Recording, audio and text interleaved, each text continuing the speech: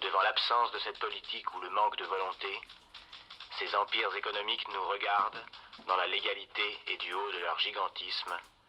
Ils nous regardent avec nos petits drapeaux, nos frontières, nos grosses bombes, nos patriotismes, nos idéologies, nos querelles et nos folklores, tandis qu'apparaît en bas de leur bilan annuel 1000 milliards de dollars. Bonsoir à tous, meilleurs vœux. Bienvenue dans l'émission Vesica Piscis, proposée et présentée par François-Marie Perrier. Nous venons d'entendre un extrait de l'excellent film d'Henri Verneuil, 1000 milliards de dollars, où Patrick Dewaere fait le récit de son enquête dans les tréfonds du capitalisme. Et dans la firme GTI, on a cru reconnaître les activités à la fois d'IBM et d'ITT, deux firmes américaines s'étant fortement mêlées aux nazis. C'est à un étrange voyage vers les sommets de Davos où se décident nos destins, par l'œuvre de Klaus Schwab et Thierry Malheré, que je vous convie ce soir. Ces auteurs nous disent à quoi ressemblera non seulement le monde de demain, mais à quoi nous pourrions ou nous devrions peut-être nous-mêmes aussi ressembler.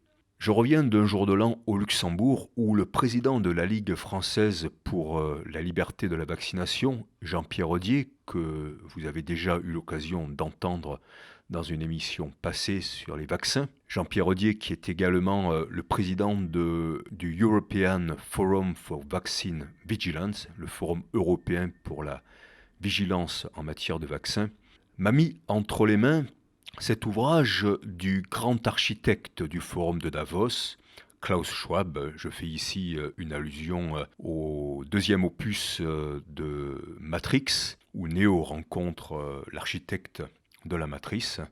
Et je me suis plongé dans les eaux glaciales et aseptisées de la prose prédictive de l'aigle chauve Klaus Schwab, qui, entre philosophie, compassion, réalisme, fatalisme et espérance, nous parle de la grande réinitialisation.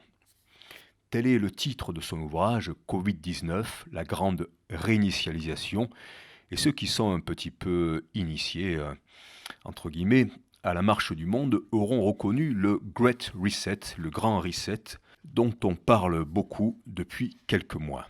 L'ouvrage est publié aux éditions Forum Publishing, ça ne s'invente pas pour le sommet du capitalisme. L'adresse postale est route de la Capite et bien évidemment, l'œuvre est imprimée en Italie par Amazon Italia Logistica. Le Great Reset, la grande réinitialisation de l'économie mondiale et des modes de vie des populations du monde, était prévu pour être lancé en janvier 2021 au Forum de Davos. Mais en raison de la gestion du Covid, le Forum est repoussé du 18 au 21 mai 2021. Ce qui nous laisse du temps pour comprendre et agir éventuellement. Alors, qui est Klaus Schwab en quelques mots ? Qu'est-ce que le Forum économique de Davos ?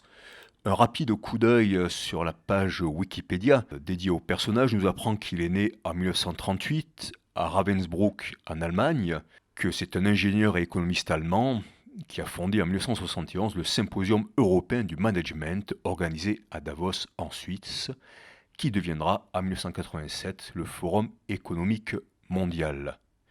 Klaus Schwab est diplômé d'Harvard et a été membre du comité directeur du groupe Bilderberg. Alors, on sait que le management allemand a été fortement influencé par un ancien nazi. C'est l'historien de la Sorbonne, Christophe Chapoutot, qui a dédié un ouvrage à cela de façon éclatante. Ne présumons pas trop, n'accusons pas, mais il y a aussi des choses qui nous renvoient au nazisme et à une forme de dictature par le management quand on s'intéresse un petit peu à Davos. Par exemple, on tombe sur cet article du Courrier international du 16 janvier 2008 qui s'intitule « Une page d'histoire sulfureuse quand Davos était un nid nazi ». Connu pour son forum annuel, la très bourgeoise station suisse a un passé mouvementé. Voici ce que dit l'article. Chaque année, Davos se transforme en un village mondial, entre guillemets, à l'occasion du Forum économique mondial, probablement la plus connue des tables rondes. Chaque année, près de 2000 décideurs, experts, hommes politiques et représentants syndicaux venus de toute la planète s'y retrouvent. C'est l'Allemand Klaus Schwab, suisse d'adoption, qui a eu l'idée de choisir cette station de sport d'hiver de 10 000 habitants dans le canton des Grisons comme lieu de rendez-vous de la grande famille du capitalisme. Cela fait 37 ans que l'ancien professeur d'économie et conférencier organise le Forum de Davos. Sa liste d'invités rassemble tout le Gotha du moment, Bill Gates, Bill Clinton, Colin Powell, Yasser Arafat, Shimon Peres, Tony Blair. Toute l'élite politique et économique y est allée. Personne n'a jamais décliné l'invitation du professeur Schwab à venir proposer des solutions pour sauver le monde. Ici, une aparté, Jacques Attali, j'ai aussi trouvé cela sur la page Wikipédia, précisait quand même que c'était une opération juteuse car il fallait payer assez cher pour y participer. Klaus Schwab, je reprends l'article du Courrier international de 2008, n'est pas le premier Allemand à s'être illustré dans l'histoire de Davos. Certaines pages sombres de l'histoire de Davos et de la Suisse sont liées à un autre citoyen allemand, Wilhelm Gustloff.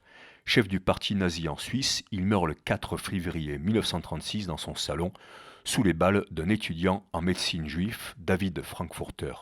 À l'époque, la station thermale fait figure d'avant-poste du nazisme en Suisse, au point qu'un journal local se demande avec ironie « Davos est-il en Suisse ?» Point d'interrogation. Fils d'un rabbin originaire de Croatie, le jeune terroriste, je rajouterai ici des guillemets, se rend aux forces de police immédiatement après le meurtre et déclare « Je ne pouvais pas faire autrement. Cette balle aurait dû tuer Hitler, c'est à lui qu'elle était destinée. » La presse allemande